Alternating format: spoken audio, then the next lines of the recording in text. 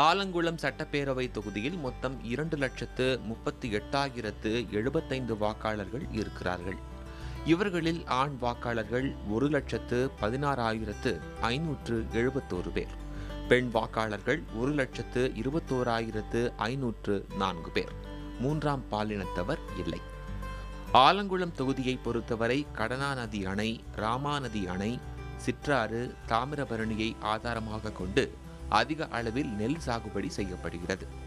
ஆலங்குளம் சுற்றுவட்டார பகுதிகளில் மிளகாய், கத்திரி, வெண்டை, பெல்லாரி வெங்காயம் போன்றவை விளைவிக்கப்படுகின்றன.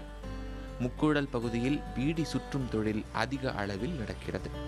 ஆழ்வார்குறிச்சி கடனாநதி அணைக்கட்டு, கடையம் ராமாநதி அணைக்கட்டு, சிவசைலம் சிவசைலநாதர் கோவில், பொட்டல்புதூர் தர்கா, முக்கூடல் தாமிரபரணி ஆற்றுப்படுகை, முக்கூடல் பீடி தொழிலாளர்களுக்கான மத்திய அரசு மருத்துவமனை போன்றவை இத்தொகுதியில் குறிப்பிடத்தக்க இடங்களாக இருக்கின்றன. ஆலங்குளம் சட்டப்பேரவை தொகுதியில் கட்சிகளின் பலம் பற்றி இப்போது பார்க்கலாம். தற்போதைய சட்டமன்ற உறுப்பினர் குறித்த விவரங்களையும் விரிவாக அறியலாம். ஆலங்குளம் தாலுகா மற்றும் அம்பாசமுத்திரம் தாலுகாக்களின் சில பகுதிகள், ஆழ்வார்குறிச்சி மற்றும் முக்கூடல் பேரூராட்சிகள் ஆகியவற்றை உள்ளடக்கியதே ஆலங்குளம் சட்டப்பேரவை தொகுதி.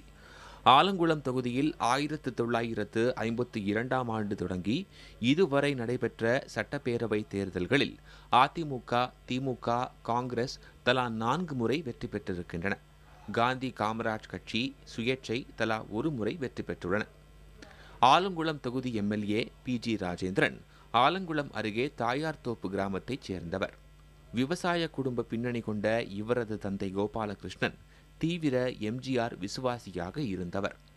இவர் தாயார்தோப்பு கிளைக்கழக செயலாளர் என்பதால் சிறிய வயது முதல் PG ராஜேந்திரன் அதிமுகவில் இருக்கிறார். 1989ஆம் ஆண்டில் அம்மா பேரவை நிர்வாகி, 1998ஆம் ஆண்டில் அம்மா பேரவை கிளைக்கழக செயலாளர் பொறுப்புகளை வகித்தார். 2001ஆம் ஆண்டு தேர்தலில் போட்டியிட்ட PG ராஜேந்திரன் ஆலடி அருணாவை தோற்கடித்து எம்எல்ஏ ஆனார். 2006ஆம் ஆண்டில் மாவட்ட கவுன்சிலர், 2008ஆம் ஆண்டில் புறநகர் மாவட்ட அம்மா பேரவை செயலாளர் ஆகிய பொறுப்புகளை வகித்தார். 2011ஆம் ஆண்டில் ஆலங்குளம் சட்டப்பேரவை தொகுதியில் போட்டியிட்டு பூங்கோதை ஆலடி அருணாவை தோற்கடித்து எம்எல்ஏ ஆனார். 2011ஆம் ஆண்டில் திருநெல்வேலி புறநகர் தெற்கு மாவட்ட செயலாளர் பொறுப்பு வகித்தார்.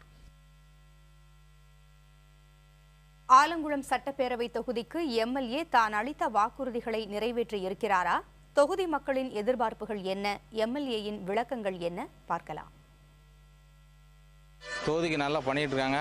இந்த தாமிரபரணி கூட்டு குடிநீர் திட்டத்தில் தண்ணி பற்றாக்குறை இருந்து இப்போ அதெல்லாம் நல்லா நிவர்த்தி பண்ணியிருக்காங்க. மொத்தத்தில் தொகுதியில் எந்த பிரச்சனையும் இல்லாத அளவுக்கு நல்ல பேர் வாங்கியிருக்காங்க. அரசு மேல்நிலைப்பள்ளி அதுக்கு ஃபண்டு அதிகம் ஒதுக்கிட்டாப்புல இப்போ 2வது மாடி கட்டடம் வேலை நடந்துகிட்டு இருக்கு. அதுக்கு அடுத்தாப்புல இப்போ எங்கள் வார்டுக்கு ஒரு 2 மின்டேங்க் தந்துருக்காப்புல, 15 வார்டுக்கும் வேனுக்கு எல்லாம் செஞ்சுட்டு இருக்காப்புல. மாண்புமிகு தமிழக முதல்வர் இதயம் புரட்சிலை அம்மா அவர்கள் ஆட்சியில் ஆலங்குளம் தொகுதி தண்ணீரில் வைத்த தொகுதியாக உள்ளது.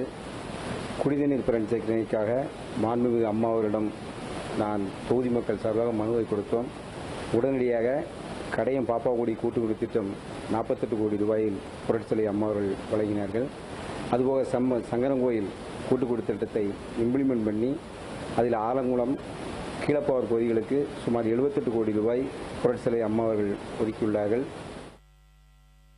காய்கறிகளை பதப்படுத்தும் தொழிற்சாலை எதுவுமே கொண்டு வரல. ஏன்னா இங்கே பூரா முக்கியமாக விவசாயம் தான். விவசாயத்தை நம்பியே வாழ்ந்துட்டு இருக்க மக்களுக்கு எதுவுமே இங்கே நடக்கலை. ஒரு அட்லீஸ்ட் இந்த காய்கறிகளை 17 தொழிற்சாலையாக கொண்டு வரலாம். அதுவும் இல்லை, ஒழுங்குமுறை விற்பனை கூட கிடையாது. காய்கறிகளை கொண்டு மொத்தமாக வச்சு அது விற்க அந்த ஒழுங்குமுறை விற்பனை கூட இங்கே கிடையாது. இங்கே பேர் டிப்போ, அது ரொம்ப நாளாக எதிர்பார்த்துக்கிட்டு இருக்கோம். ஆனால் இப்போ உள்ள சட்டமன்ற உறுப்பினர் அதுக்கான எந்த நடவடிக்கை எடுத்திருக்காங்கிறது தெரியலை. இதுவரை நான் கிட்டத்தட்ட 4.5 வருஷமாக ஆச்சு. 4.5 வருட காலத்தில் நாங்கள் எதிர்பார்த்தது இதுவரைக்கும் நடக்கலை. ஆலங்குளத்தில் உள்ள தென்காசியில் அதிகமாக நெருக்கடி உள்ளதால் ஆலங்குளத்துக்கு அம்மா அவர்களிடம் நான் என்னுடைய தொகுதிக்கு வேண்டும் என்று கேட்டேன். உடனடியாக அம்மா அவர்கள் அந்த பஸ் டெப்போவை அறிவித்துள்ளார்கள். அது ஒரு 1.25 கோடி. இன்றைய தினம் அதற்கு இடம் பார்த்து கொண்டிருக்கிறோம். கூடிய விரைவில் அதை நிறைவேற்றி முடிப்பேன் என்று தெரிவித்துள்ளேன்.